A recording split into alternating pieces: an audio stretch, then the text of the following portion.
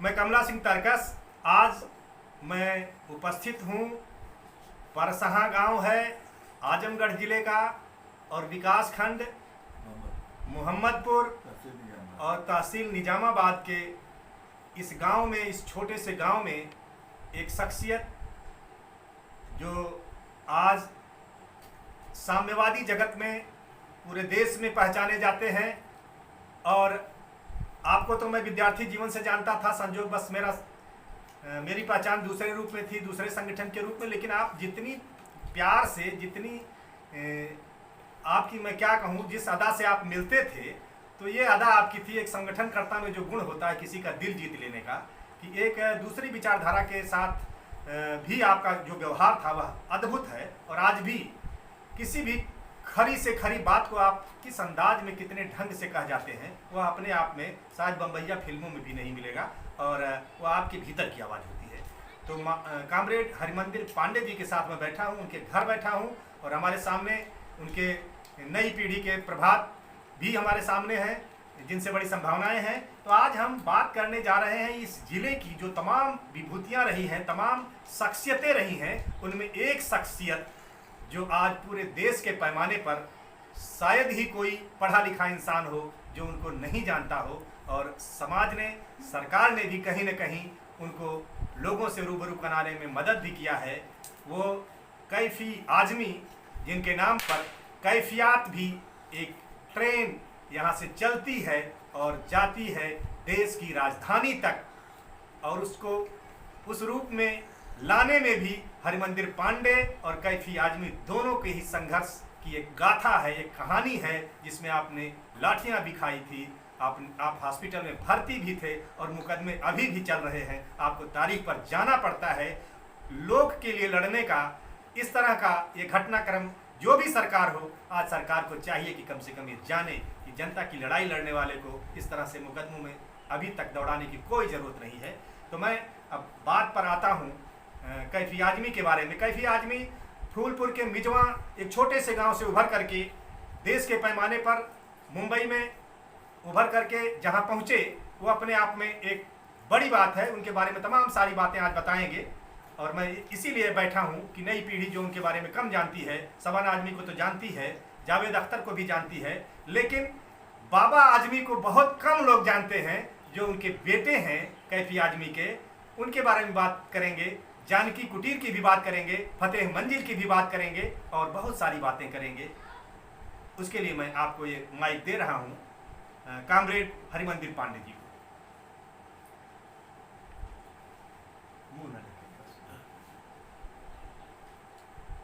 कैफी आजमी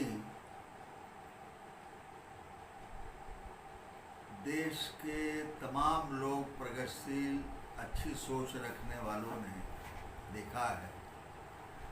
कैफी साहब को तो देश जानता था, जहाँ जाते थे हजार लोग मिलते थे। लेकिन कैफी साहब को इसलिए भी लोग बहुत महत्व दिए कि हरिमंदिर पांडे को कैफी साहब इतना करीब क्यों रखते हैं। उनके हर मामलात में, घरेलू मामले हों, चाहे आजमगढ़ लखनऊ के मुशायरे हों, सेमिनार संगठन हो, हर जगह कैफी साहब के साथ था मैं। कैफी साहब अपने घरेलू ज़िंदगी में जब गांव आए वापस, तो जो भी काम प्रशासन से होता था वहाँ आजमगढ़ लिवा के जाते थे। मित्रों, मेरी मुलाकात पहली बार तो मैंने उनको 1974 में, 74 में पटना में एंटी फासिस्ट इंटरनेशनल कॉन्फ्रेंस थी। 80 देशों के लोग आए थे और कैफी साहब को फालिज मार चुकी थी। कुछ बेहतर हो करके आना जाना शुरू कर दिए थे। तो वहाँ ये बताया गया कि कैफी साहब बम्बई से आएंगे, उनके साथ उनकी पत्नी शौकत कैफी भी रहेंगी और उन्हीं की नज़्म से इस एंटी फासिस्ट इंटरनेशनल कॉन्फ्रेंस का समापन होगा। 80-81 देशों के राजनेता उसमें आए थे। इंदिरा गांधी को आना था, वो नहीं आ पाई, बाकी सारा मंत्रिमंडल और बिहार और सेंटर था वहाँ। मैं वहाँ आजमगढ़ से डेलीगेट होके गया था। एक्स MP स्वर्गीय रामकृष्ण यादव एडवोकेट, जिनका हाल में निधन हुआ है, ये भी गए थे। उस वक्त मैं भारत सोवियत मैत्री सांस्कृतिक संघ में काम करता था। मेरा इंटरेस्ट था और कामों के अतिरिक्त, जिसको स्कप कहते थे, तो उसके माध्यम से मैं भी डेलीगेट होकर पटना गया था। लेकिन सब कुछ को छोड़ करके मेरे मन दिल में ये बहुत भारी उमंग, ये सपना था कि आजमगढ़ जिले के कैफी आदमी हैं, आज मैं उनको पहली बार देखूंगा। कॉन्फ्रेंस में क्या कौन बोल रहा क्या नहीं, उस पर कम ध्यान था, लेकिन कैफी साहब को देखने के, चंद्रजीत यादव स्वर्गीय आजमगढ़ के नेता, उस वक्त वो स्कप के और शांति एकजुटता संगठन के नेशनल इंटरनेशनल लीडर थे, वही प्रेजाइड कर रहे थे, समापन समारोह का वही संचालन कर रहे थे। और बार बार 2-2 मिनट पर उठ के सब लोग इंतजार कर रहे थे कैफी साहब कब आएंगे। और उन्होंने कहा कि कैफी साहब जानकी कुटीर बम्बई अपने बंगले से निकल चुके हैं। ऐसे ही बोलते थे, 1 मिनट 2 मिनट के बाद बोलते थे वो एयरपोर्ट पे आ चुके हैं, वो जहाज में बैठ चुके हैं, जहाज उड़ रहा है, जहाज पटना लैंड कर गया है। और उनके साथ शौकत कैफी, शबाना आजमी की माँ भी हैं। एयरपोर्ट पटना से गांधी मैदान आने में कुछ असामाजिक तत्वों ने उनकी गाड़ी पर ढेला उला भी चलाया था। जाहिर है कि खैर आए लोग, मुझे याद है, मैं वो दृश्य सामने दिखाई दे रहा है कि कैफी आजमी, शौकत कैफी जब स्टेज पर चढ़े हैं तो 80 देशों के डेलीगेट्स, राजनयिक भारत और बिहार के, उस वक्त जगन्नाथ मिश्रा चीफ मिनिस्टर थे पटना में, बिहार में, सब लोग खड़े हो गए कैफी साहब के सम्मान में। और करतल ध्वन कुछ नहीं तो 2-3 मिनट तक बजती रही। करतल ध्वन समाप्त हुई। कैफी साहब के इंट्रोडक्शन चंद्रजीत यादव ने कराया और फिर कैफी साहब अपनी नज़्म पढ़े। अब आप सोचिए कि मेरे मन और दिल में ये बात उठी कि काश कैफी से करीब भी मैं कभी हो पाऊंगा। मैं आजमगढ़ का हूँ और इतनी ऊंची हस्ती हैं, मैं इनसे करीब कब होऊंगा, इनसे नज़दीकी मेरे संबंध कब होंगे, क्या ये मुझे पहचान लेंगे। ये बात दिमाग में उठी और चलती रही। 1977 की बात है, जब देश में सत्ता राजनीतिक परिवर्तन हुआ और उत्तर प्रदेश में जनता पार्टी की सरकार बनी। हमारे ज़िले फूलपुर आदिपुर के स्वर्गीय राम नरेश यादव जी मुख्यमंत्री बने।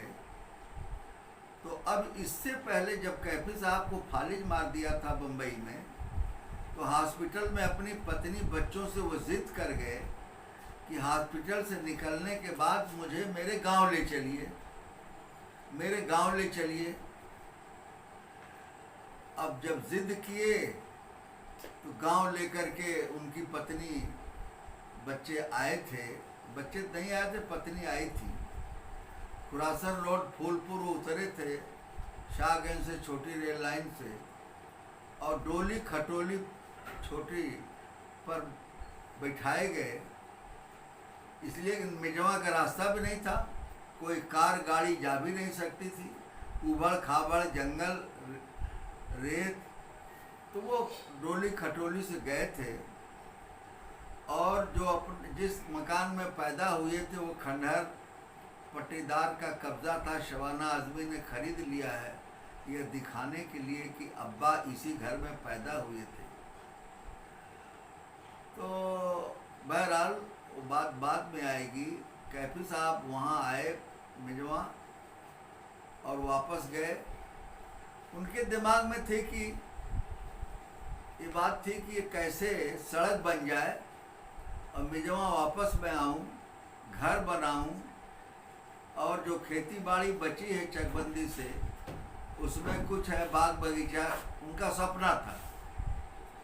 लेकिन जब मुख्यमंत्री आदरणीय रामनरेश यादव जी बन गए तो हमारे खुशी के उछल पड़े बम्बई में कि मेरे घर के मुख्यमंत्री बन गए हैं, अब तो मेरा रोड जल्दी से बन जाएगा और मैं मिजवा आना जाना शुरू कर दूंगा।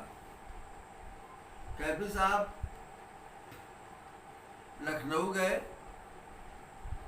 लखनऊ गए तो मुख्यमंत्री से मिलने का टाइम उन्होंने लिया। मुख्यमंत्री से मिलने गए और अटेंडेंट सहायक ने मुख्यमंत्री के जाके कहा, जाहिर है कि मुख्यमंत्री के यहाँ मेला लगता है मिलने जुलने वालों का, तो कहा और इनको प्रोटोकॉल के मुताबिक इनको इंतज़ार करना पड़ा। और जब इनका नंबर आया तो मुख्यमंत्री जी ने बुला लिया, इन्होंने बधाई दिया, नमस्ते नमस्ते हुआ। फिर कैफी साहब ने कहा मैं एक काम से आया हूँ। उन्होंने कहा बताइए क्या काम है। तो उन्होंने कहा कि खुरासन रोड फूलपुर से मिजवा बक्सपुर तक कोई रोड नहीं है, सड़क बनवा दीजिए। तो मुख्यमंत्री की ज़बान से ये निकला कि अकेले के लिए रोड तो नहीं बनता। तो कैफी साहब ने कहा कि हुजूर मैं रोड की बात कर रहा हूँ, रोड पर मैं भी चलूँगा और वहाँ क्षेत्र की जनता भी चलेगी। अब इतनी बात महत्वपूर्ण उनके बीच में हुई। एक तो कैफी साहब के मन में आया कि प्रोटोकॉल का ध्यान दे करके मैं एक तो माजूर हूँ, फालिज मारे है, मेरी ये हालत है, कुछ पहले नहीं बुलाए। बहरहाल मुख्यमंत्री की बातों से उनको ठेस पहुँची। बात करके शुक्रिया करके वो जब निकले लिफ्ट तक जा रहे थे कि उनका पैर फिसला और पैर फ्रैक्चर हो गया। पैर फ्रैक्चर हुआ, वो मेडिकल कॉलेज में एडमिट कर दिए। सुबह सब अखबारों में छपा। फिर मिनिस्टर वगैरह दौड़ने लगे। मौली मसूद साहब आजमगढ़ के उस वक्त PWD मिनिस्टर थे और जाके अस्पताल मिले और मिलते रहे। उन्होंने वादा किया कि कैफी साहब सड़क आपकी बन जाएगी। हॉस्पिटलाइज वो थे ही।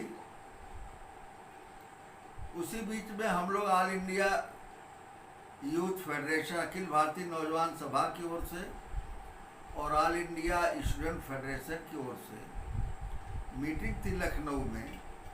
और शाम को कॉमन हॉल B ब्लॉक में एक शाम अल्लामा इकबाल के नाम एक गोष्ठी रखी गई थी। एक शाम अल्लामा इकबाल के नाम। और ये मालूम हुआ कि हॉस्पिटल से कैफी आदमी खुद इसमें शरीक होने आ रहे हैं और उत्कंठा बढ़ गई। अरे वही कैफी साहब जिन्हें मैं सपना देखता था कि कब मिलूँगा, आप तो मुलाकात हो जाएगी। और ये मालूम हुआ कि इस विशेष रूप से एक शाम अल्लामा इकबाल के नाम गोष्ठी को विशेष रूप से भारत के फारसी के सबसे बड़े विद्वान डॉक्टर राज बहादुर गौड़ संबोधित करेंगे। डॉक्टर राज बहादुर गौड़ फैज़ाबाद के थे। निज़ामाबाद में गौड़ परिवार कायस थे, उनकी ससुराल थी। डॉक्टर राज बहादुर गौड़ उसके बाद जब भी आजमगढ़ आए गए मुझको ले करके अपने रिश्तेदारों के यहाँ जाते थे। बहुत बड़ा नाम राज बहादुर गौड़ का। कैफी साहब, हम सब लोग कॉमन हॉल में बैठे और लोग बोले देर हो गई, सोचा गया कहीं न आवे, पता सूचना मिली कि कैफी आदमी आ गए हैं। स्ट्रेचर पे आए थे और लिफ्ट पर स्ट्रेचर से कैसे कैसे लोगों ने चढ़ाया। जब उनको कुछ बोलना कहना हुआ, उस हालत में वो नहीं आते तो कोई बुरा नहीं मानता, बल्कि लोगों ने मना भी किया होगा कि आप मत चलिए। आप सुनिएगा कि क्यों आए हो। जब वो बोलने लगे तो उन्होंने कहा कि आप मेरी हालत देख रहे हैं, पहले ही मुझे फालिज मारी थी, इधर मेरा पैर फ्रैक्चर हुआ है, मैं हॉस्पिटलाइज हूँ, मैं क्यों यहाँ इस हालत में आया हूँ।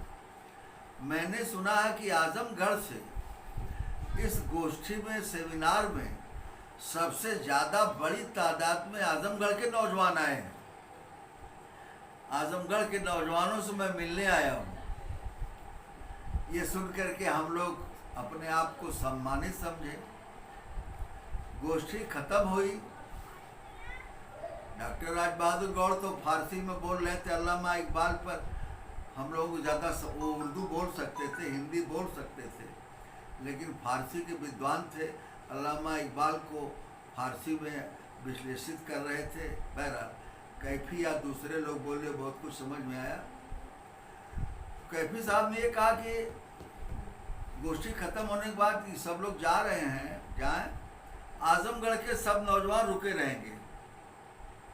और मेरी खुशी बढ़ गई। अब आप सोचिएगा कि 74-75 में जो सपना पटना मैंने देखा था, अब वो क्षण धीरे धीरे आ रहा है। मैं आजमगढ़ यूथ फेडरेशन का उस वक्त सेक्रेटरी था। मेरे नेतृत्व में नौजवान ज़्यादा गए थे यहाँ से। हम सब लोग एक लाइन लगा के खड़े हो गए, पंक्ति में खड़े हो गए, और सबसे आखिर में मैं खड़ा हुआ, जानबूझ करके कि सबसे आखिर में रहूँगा तो कुछ बातचीत करने का मौका मिल जाएगा। सब लोग वो बैठे थे चेयर पर, व्हील चेयर पे गए, हाथ मिलाए, नाम बताए, जिला वाला बताए, आजमगढ़ के, चलते गए चलते गए चलते गए चलते गए। जब मेरा नंबर आया, मैं मिला, तो मैंने बताया कि मैं यूथ फेडरेशन का आजमगढ़ का सेक्रेटरी हूँ, हरिमंदिर पांडे मेरा नाम है। तो उन्होंने मुझसे कहा कि आप मेरा साथ दोगे। भाऊ कमला सिंह सुनिएगा, आप मेरा साथ देंगे? मैंने कहा जो कुछ कहेंगे वो सब कुछ मैं करूँगा। बोले कि कल हॉस्पिटल में इतने बजे आप आ जाइए, बड़ा काम करना है, मैं गांव जाना चाहता हूँ, बड़ा काम करना है, आप हॉस्पिटल आ जाइए। ठीक जितने बजे की बात थी, मैं मेडिकल कॉलेज वहाँ गया, तो उनका जो हॉस्पिटल जिस रूम में थे वो बाहरी कमरा था, अंदर चारपाई थी, बाहर मेरा ख्याल है कुछ ठंडक उंडक का हल्का मौसम था, महीना सन याद नहीं है। शबाना आजमी वहाँ थी और शौकत कैफी थी। इन लोगों को मैंने पहली बार नज़दीक से देखा था। कहें कौन? मैंने अपना नाम बताया। मैंने कहा कहें कहाँ जा रहे हैं? मैंने कहा कैफी साहब मिलने के लिए बुलाए हैं। तो कोई जो अटेंडेंट था उससे उन्होंने खबर किया कि कहिए अब्बा से कि हरिमंदिर पांडे आजमगढ़ वाले मिलने आए। मैं गया और उन्होंने बगल में कुर्सी रखवा दिया अटेंडेंस करके। तो बोले कि बहुत काम है ज़िंदगी में, बम्बई से तबीयत ऊब रही है, बम्बई आना जाना रहेगा, लेकिन मैं गांव आके घर बना के रहना चाहता हूँ। फला तारीख को मैं मिजवा पहुँचूँगा, आप मिजवा आकर के मुझसे मिलिए। मैं ये बीच में कहता गया कि कामरेड जो काम होगा, जहाँ कहेंगे आना जाना, मुझसे मेरे लायक जो कुछ होगा मैं सब करूँगा आपको। उनको भरोसा हो रहा था कि एक कार्यकर्ता नौजवान मिल रहा है मुझे दौड़ने के लिए। कैफी साहब आए, फिर डोली खटोली से गए। वो पुराना साहिबान आज भी खड़ा है। वहाँ पर चारपाई एक पलंग थी, पट्टीदारों ने कब्जा किया था मकान पे। इनके पास खुद का मकान तो था नहीं। चारपाई का बात काटा गया था कि इस पर से लैट्रिन करेंगे। एक कुर्सी भी काटी गई थी जो करीब में थी। उस बार ये अकेले आए थे, तो मैं देखा इनको, मिले, सलाह हुआ सब, लेकिन अपने मन में मुझे बेहद तकलीफ और आश्चर्य हो रहा था। तो मेरे अंदर ये आश्चर्य और तकलीफ हो रही थी कि देश दुनिया के इतना बड़े आदमी इस खंडहर में, और ज़रूरत के लिए चारपाई काटी गई है, कुर्सी काटी गई है, हम लोग नहीं रह पाएंगे, कैसे यहाँ रुके हुए हैं। कैफी साहब ने मुझसे कहा कि मैं वापस फिर बम्बई जाऊंगा, पहले ये सड़क बनेगी और फिर मुझे मकान बनाना है। आपको उस वक्त मोबाइल या फ़ोन की इतनी सुविधा थी नहीं, किसी तरह से जब जब खबर कराऊंगा आप आते रहिएगा। और कुछ आजमगढ़ का काम भी उन्होंने बताया था, वो सब किया कराया गया। फिर आप जानते ही हैं कि बहुत लंबी बात हो जाएगी। उत्तर प्रदेश की सरकारें बदलती रहीं, 4 मुख्यमंत्री आए गए, तब वहाँ का रोड, मिजवा का रोड बन पाया, जिसका नाम कैफी आजमी रोड है। उसमें स्वर्गीय मौलवी मसूद साहब का बहुत बड़ा योगदान है। सभी सरकारों ने महत्व दिया और रोड कंप्लीट हुआ था। स्वर्गीय मुख्यमंत्री इनके क्या नाम था, बीपी सिंह के ज़माने में, बीपी सिंह के ज़माने में कंप्लीट हुआ था। कैफी साहब सर्वप्रथम जब एसडीएम ने ज़मीन का पट्टा करके उनके चक के करीब, उनके जहाँ घर बनाना चाहते थे उसके करीब चक लग गई थी एक यादव जी की, था वो ज़मीन थी कैफी साहब की। लोग घी वो देसी लेकर के जाते थे। जब वो 40-40 साल के बाद गांव आए थे तो बीच में लोग जाते रहे और उनसे वहीं लिखवा लेते थे ज़मीन। अब वो चक लग गई थी इनके बंगले के करीब। मकान बनाने के लिए उस मकान पर पट्टीदारों ने कब्जा किया था, आबाई मकान पे जो पैतृक था, और ज़मीन इनकी दूर थी। तो गांव समाज की ज़मीन पे एसडीएम फूलपुर ने उस वक्त के पट्टा कर दिया, और प्रधान थे 1 लाख लक्खू भाई बक्सपुर के। उन लोगों ने बड़ा सहयोग किया, एक प्रधान की हैसियत से पट्टा हुआ, ज़मीन मिल गई और मकान खड़ा हुआ, रोड बन गया। अब कैफी साहब गांव के विकास, क्षेत्र के विकास के लिए हमेशा सोचते थे कि क्या किया जाए। तो सबसे पहले उन्होंने प्राइमरी स्कूल की बुनियाद के लिए प्रयास किया। उत्तर प्रदेश सरकार से स्वीकृत हुआ प्राइमरी स्कूल, और अशोक प्रियदर्शी आजमगढ़ में डीएम थे, बहुत लोकप्रिय डीएम थे अशोक प्रियदर्शी। वह आए उस विद्यालय का शिलान्यास करने के लिए। गांव समाज की जितनी ज़मीन थी सब जगह खूंटा गड़ा हुआ था, गोबर पाथा जाता था, लोग बैल बांधते थे, कहीं शहीद बाबा थे, एक जंगल टाइप का था। तो वो ज़मीन जहाँ आज प्राइमरी स्कूल है, वो ज़मीन लेखपाल और प्रशासन, तहसील प्रशासन ने तय किया कि प्राइमरी स्कूल यहाँ बने। कैफी साहब ने मुझसे कहा कि कोई लड़का गाने वाला अच्छा ले आइए पंडित जी। एक एक गीत गानों का लाखों लाख रुपया लेने वाला आदमी पाते थे, और स्वयं बैठकर गीत लिखे मेरे सामने एक बार मिजवा गांव पर उस फंक्शन पर। अब देव प्रसाद पांडे गायक लड़का, मैंने उसकी तैयारी करवाया था, उसको सिखाया पढ़ाया था।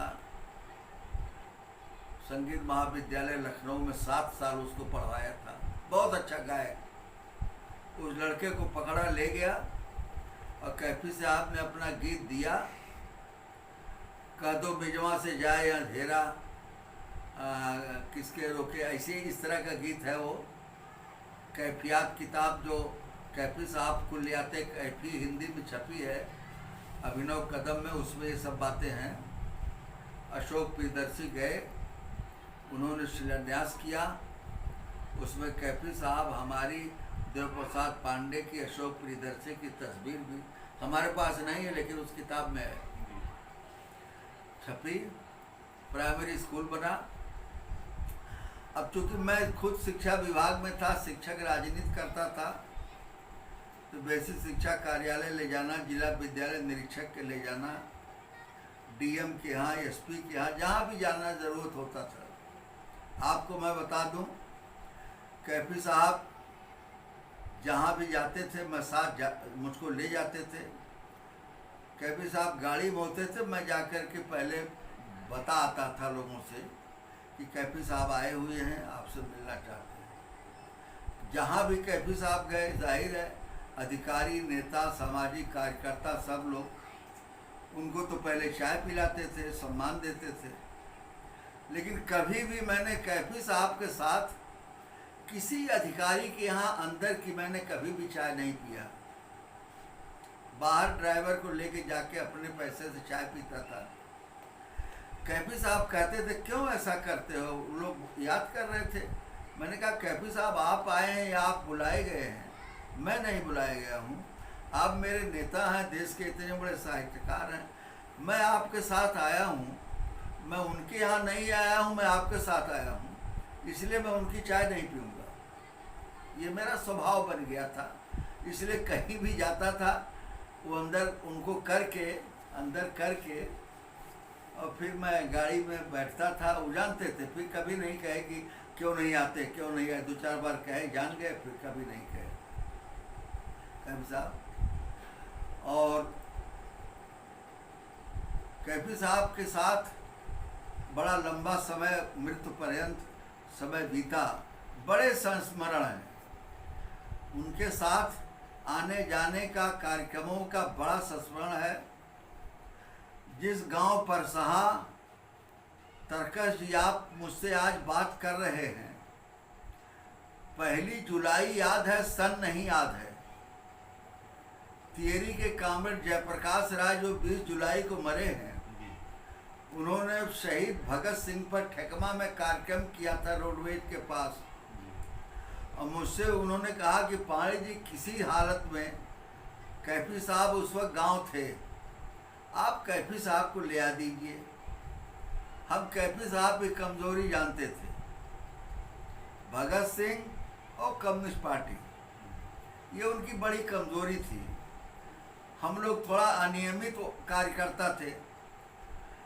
जब देर होती थी मिलने जुलने में जो समय, तो क्यों ऐसा हुआ तो बता देते थे कि ये काम कर रहे थे, राजनीति ये किए इसलिए देर हो गई, तो चुप हो जाते थे। मैंने कहा ठेकमा में भगत सिंह पर कार्यक्रम है, आपको लोग चाहते हैं, आप चले चलिए। क्या मुझको पहले से नहीं बताया गया है? मैंने कहा अरे चले चलिए, लोग जान गए थे कि आप आए हैं, पांडे जी से कहा जाएगा ले आएंगे। शौकत चच्ची थी, उनका मैं क्यों जाऊँ, कैफी बुलाया गया, कैफी जाए। हम कहे चच्ची आप अकेले बैठे यहाँ बोरियत महसूस करेंगे, आप भी चलिए। दोनों लोग चले। 1 जुलाई थी, हम लोग गए, ठेकमा में कार्यक्रम हुआ, अंधेरा हो गया, अपार बरसात हुई थी उस दिन। हमारे गांव का रोड जो फरीदाबाद तक है, यह रोड पिच नहीं था, पिच होने के लिए इस पर मट्टी पड़ रही थी। अंधेरी रात, झींगुर झनकार रहा था। फरिया के आगे बढ़े, हम कहे चच्ची हम फरीदाबाद एक जगह आएगी, हम बताएंगे, रोक दीजिएगा। हम घर चले जाएंगे। क्या क्यों घर चलो, अंधेरा हो गया, देर हो गई। हम कह रहे बहुत दिन हो गया हमको घर गए, हम घर जाना चाहते हैं। क्या चलो बताना। यहाँ आए फरीदाबाद, क्या इनकी बताओ इतने अंधेरे में बरसात हुई है, मौसम ठीक नहीं है, तुम अकेले चले जाओगे? हम कहे हाँ चाची हम चले जाएंगे। कह नहीं नहीं चलो, कितनी दूर है, मैं गाड़ी छोड़ के आती हूँ। कैफी साहब चुपचाप कुछ बोल नहीं रहे। गाड़ी चली, रेलवे लाइन के ढगरा के नीचे जब दाहिने गाड़ी हुई, बरसात हुई थी, मिट्टी नहीं पड़ी थी, उसमें गाड़ी का चक्का फंस गया। गाड़ी स्टार्ट ही नहीं होती थी। अब मुझे पसीना छूटने लगा, अरे बाप रे बाप अब क्या होगा। शौकत कैफी उतर के, ड्राइवर गेट पकड़ के धक्का, और मैं, तीनों आदमी धक्का मार रहे थे गाड़ी में। गाड़ी नहीं स्टार्ट हो रही थी। क्योंकि मैंने अगर प्रेस करके कहा होता पहुंचा दीजिए तो मैं दोषी होता। परेशान। मैंने कहा चच्ची मैं जाता हूँ गांव में से आदमी बुला ले आता हूँ, धक्का दे के गाड़ी निकाल दी जाएगी। उसी समय धक्का दिया गया, हम लोग, गाड़ी स्टार्ट हो गई। वहीं से मैं घर आया और गाड़ी लेके वो वापस गए। कैफी साहब गजब के प्रतिबद्ध कमिटेड आदमी थे। एक संस्मरण बताना चाहता हूँ कि वो जो चक उनके बंगले के करीब है, आज आप जाएंगे चारों तरफ जिला पंचायत से रोड बन गया है, वो रोड नहीं बन पा रहा था, गाड़ी इनकी नहीं निकल पा रही थी, मुश्किल हो रही थी। तो कैफी साहब ने उस दौर में अटल जी से कहा, अटल जी ने कल्याण सिंह की सरकार थी, कल्याण सिंह से कहा, और फूलपुर तहसील की चकबंदी समय से पहले उलट गई, ये चकबंदी होगी। मचा शोर, लोग हाई कोर्ट चले गए, स्टे चलाया, स्टे लग गया। फिर सरकार ने अध्यादेश ले आया अकेले मिजवा की चकबंदी के लिए।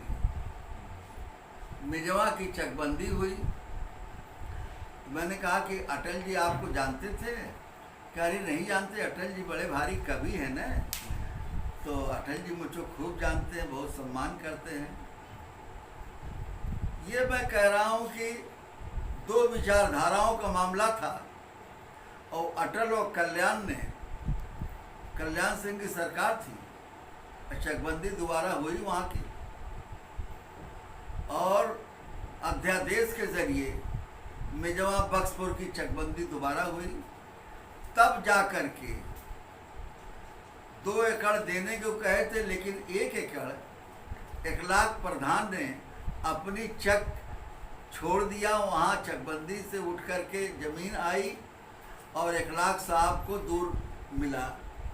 तब वहाँ पर आज जितनी बिल्डिंग्स आप देख रहे हैं, जूनियर हाई स्कूल, लड़कियों का स्कूल, कंप्यूटर और तमाम सब मैदान, वो चकबंदी के बाद दोबारा ज़मीन मिली। वो जो जहाँ गाड़ी नहीं घूमती थी, उसके लिए कैफी साहब ने मुख्यमंत्री से बात किया।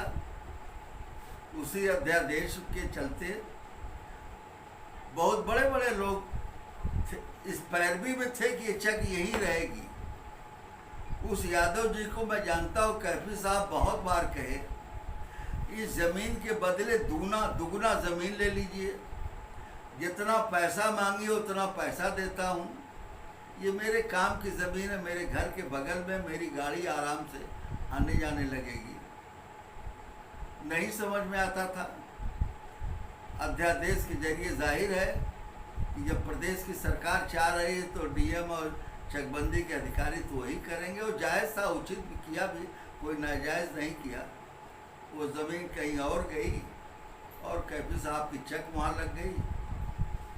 कैफी साहब का जो बाग लगा, कैफी साहब ने जितना रचनात्मक कार्य वहाँ किया है, उन सब के साथ जहाँ भी लिवा गए फूल पत्ती के लिए, आम के पेड़ के लिए, आम्रपाली के लिए।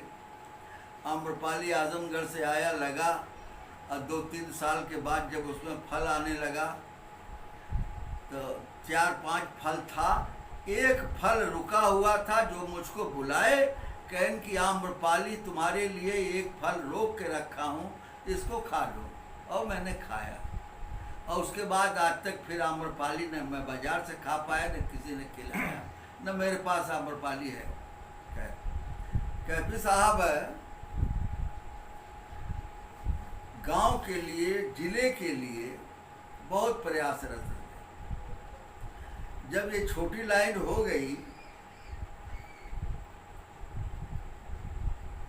और फरिया स्टेशन हमारा स्थानीय स्टेशन, कैफी साहब का खुरासर रोड ये हाल्टेज हो गया।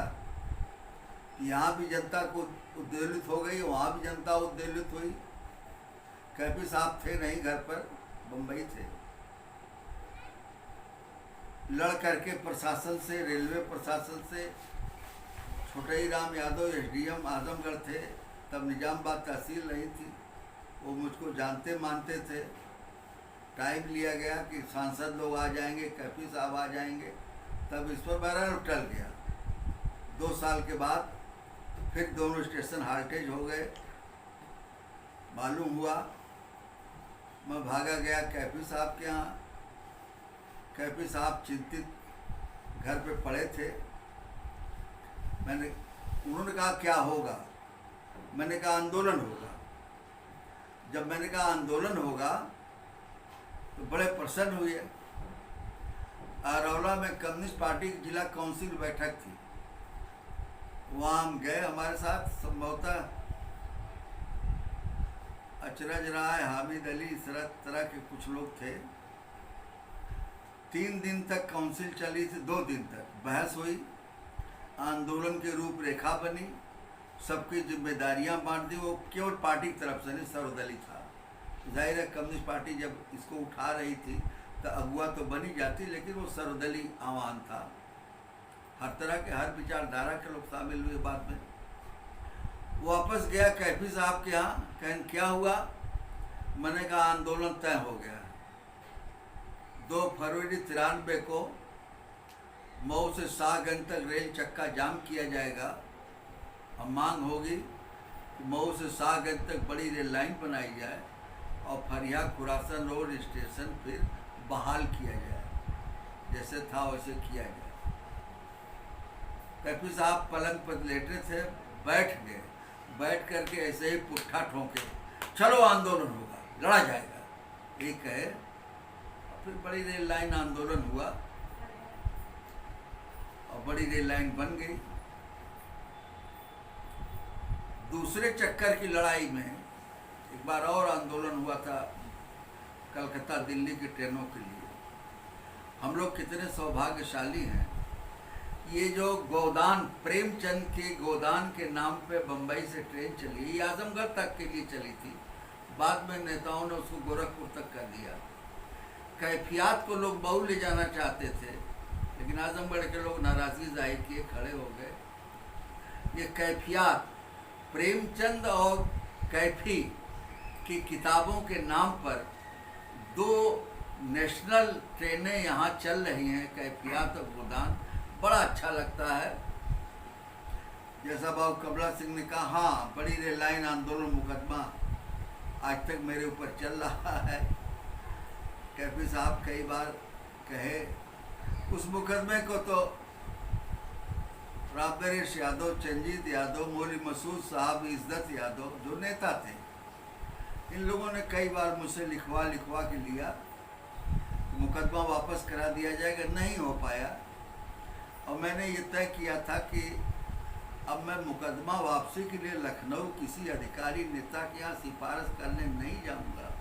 ये चलता रहा, मुकदमा चले। आजमगढ़ की जनता की ज़रूरत है, यहाँ के सामाजिक कार्यकर्ताओं, नेताओं की ज़रूरत है, सभी दलों की ज़रूरत है। तो वे लोग खड़े हों कि मुकदमा वापस हो। अब मैं क्यों इसको लगूँ? हाँ, व्यक्तिगत रूप से मेरा समय तारीख छुड़वाने के टिकट का पैसा, या जाता हूँ तो भाड़ा किराया लगता कहाँ है। जाना पड़ता है? ये सिविल कोर्ट जाना पड़ता है, आजमगढ़। आजमगढ़ निजामाबाद सिविल मजिस्ट्रेट के यहाँ जाना पड़ता है।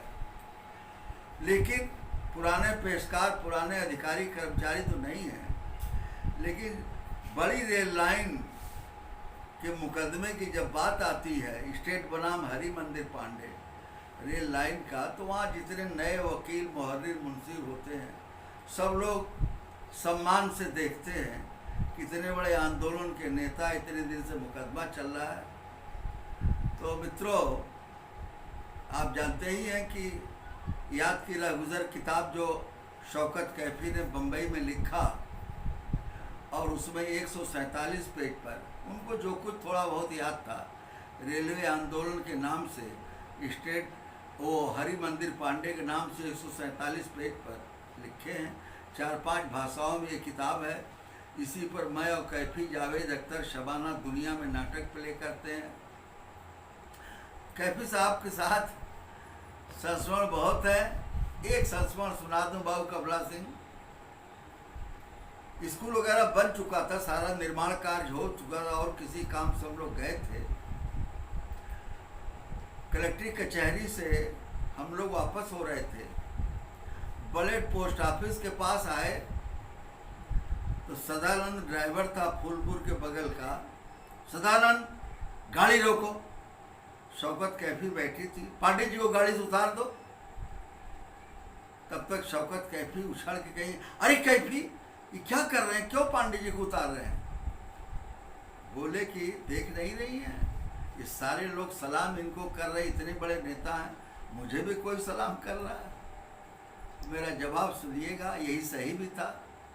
मैंने कहा, कामरेड कैफी, कामरेड, ये सारी पब्लिक आपको सलाम कर रही है, आपकी तरफ से मैं जवाब दे रहा हूँ, हाथ उठा दे रहा हूँ। ये सब लोग आपको सलाम कर रहे हैं। ये सही था कि ज़्यादा लोग, कैफी साहब आजमगढ़ चलते थे तो लोग देख लेते, अरे कैफी साहब जा रहे हैं, कैफी साहब जा रहे हैं, कैफी साहब जा रहे हैं, लोग सलाम करते थे। तब कह रहे हैं कि जब मैं समझ लिया था कि कोई बड़ा मजाक होने वाला है, मैं उनको, उनकी बातें सब जानता था, समझ चुका था, तब ये बात कहे, तब मुझसे कहे कि कामरेड, आप एमएलए के इलेक्शन क्यों नहीं लड़ते? डॉक्टर कमला सिंह जी। हमने कहा, कामरेड बहुत लेट हो चुका है।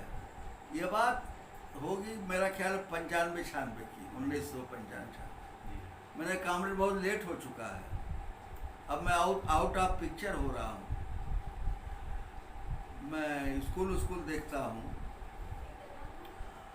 दो चीज़ इसमें है कामरेड, कि मुझे इस्तीफा देकर के चुनाव लड़ना पड़ेगा। अब बहुत बड़ा रिस्क है, जिस तरह से जातिवाद और सांप्रदायिकता इस वक्त फैली हुई है, तो दोनों चला जाएगा। तब उन्होंने कहा कि कामरेड, एक कम्युनिस्ट में जो भी क्वालिटी होनी चाहिए, वो वह सब क्वालिटी मैं आप में पाता हूँ। आप अगर इलेक्शन लड़ते तो मेरा पूरा घर आपका इलेक्शन लड़ाने आता। ये कैफी साहब ने कहा था, मेरा पूरा घर इलेक्शन लड़ाने आपका आता, लेकिन आप अपनी दिक्कत, मैंने कहा, कामरेड, बाल बच्चों के लिए बहुत दिक्कत पैदा होगी। मैं 90 और 80 के बीच में अगर इलेक्शन एक बार दो बार लड़ा होता तो हो सकता था उसका कोई रिजल्ट कुछ और होता, लेकिन अब बहुत लेट हो चुका है। और ये भी मैंने कहा कि कामरेड, मैं जब राजनीति में आया था तो कतई कभी मैंने सोचा भी नहीं था कि मुझे एमएलए एमपी की राजनीति करना है। अगर ये सोच के आया होता तो उस तरह का राजनीति, उस तरह का संगठन खड़ा किया होता। मैं तो समाज के लिए, देश दुनिया के लिए जो समझ में आया किया, कराया कामरेड। और कैफी साहब बहुत जगह ले गया। अगर आपके पास समय हो तो ये देखिए, आज उसको पूरा किया जाए, फिर कभी कुछ हो। अभी आप सुन रहे थे कैफी की कैफियत, शौकत की शौक, और इस तरह की तमाम बातें जो हमारे लिए अनसुनी है, दुर्लभ है और इसको सुनाने वाले उनके खासों खास हरिमंदिर पांडे जी आपसे बयां कर रहे थे। और इनसे हम एक मुलाकात में, एक बात में, एक बार में सारी बातें हम नहीं कर सकते, लेकिन यह आगे जारी रहेगा। हम अगले एपिसोड में, अगले वीडियो में, अगली बात में फिर आपसे रूबरू होंगे और यह एक हसीन किस्सा आपको और आगे तक सुनाएंगे, क्योंकि कैफी की कैफियत हम सभी को दिशा देने वाली है, प्रेरित करने वाली है। और मैं नहीं जानता था कि कामरेड हरिमंदिर पांडे जी से कैफी आजमी और शबाना जी के परिवार से कितना लगाव है, कितनी नज़दीकी है। इसके पीछे एक कहानी है कि उस समय शबाना जी आई हुई थी मिजवा में और कोई घटनाक्रम इस तरह का देश में चल रहा था कि मैं उनसे बहुत प्रभावित होकर के उन पर एक कविता लिखा। उस दिनों में एक अखबार निकालता था समाज सत्ता, उसमें वो कविता छपी भी हुई है। तो मैं उस कविता को लिख करके और उसको सजा करके अपने छोटे भाई आलोक सिंह को भेजा। वह सपरिवार जा करके उसको भेंट करना था उनको, शबाना जी को। और उस समय कामरेड वहाँ बैठे हुए थे। वह कविता वहाँ पढ़ी गई। मुझे इस समय उसकी 2 लाइनें याद आ रही हैं कि शौकत की है शौक शबाना, कैफी की कैफियत बनी, सदियों सदियों में आती हैं कुछ ऐसी शख्सियत धनी। तो इस शख्सियत और उस शख्सियत और उस कैफी आजमी की शख्सियत, इन तीनों के बीच जो तार जुड़ा हुआ था वह मुझे उस घटना से जहाँ बैठे हुए हैं 3 बार कैफी आ चुके हैं, देखने को मिली। और इस धरती पर जहाँ हम अभी बैठे हुए हैं, यहाँ पर कैफी आजमी 3 बार आ चुके हैं। यह भी एक ऐतिहासिक बात है और ये बातें इतनी जल्दी पूरी होने वाली नहीं है। इसको हम आगे भी लेकर चलते रहेंगे। और शबाना आजमी ने आज जो मुकाम हासिल किया है, उसके पीछे कैफी आजमी की वह इतनी विशाल योगदान है, भूमिका है। और हमारे सामने देखिए तमाम किताबें यहाँ हैं कैफी आजमी की। मेरी आवाज़ सुनो, कैफी आजमी की ये किताब भी हमारे सामने है। कैफियत जो उनकी एक मशहूर किताब है, फिल्मों में उनकी तमाम जो गीतें हैं ये इस किताब में फिल्मी गीतें सब भरी हुई हैं। और आगे भी बहुत सारी बातें इस पर हमने अभी चर्चा किया। राह गुजर जिसको शौकत जी ने लिखा और इसको लिप्यांतरण किया गया है, अनेक भाषाओं में इसको छापा गया है। ये पूरी दुनिया में पढ़ी जाती है। यादें हैं इसमें कैफी आदमी की, शौकत की नज़र में। तो आगे भी हम बात करेंगे और कामरेड हरिमंदिर पांडे जी तमाम ऐसी चीज़ों की इनके भीतर थाती है जिसको समय समय पर हम समाज के सामने रूबरू करेंगे। आज यहीं तक मैं कमला सिंह तरकस द तरकस की ओर से और कामरेड हरिमंदिर पांडे जी को समय देने के लिए बहुत बहुत धन्यवाद। अब देखिए घर देख लिए हैं।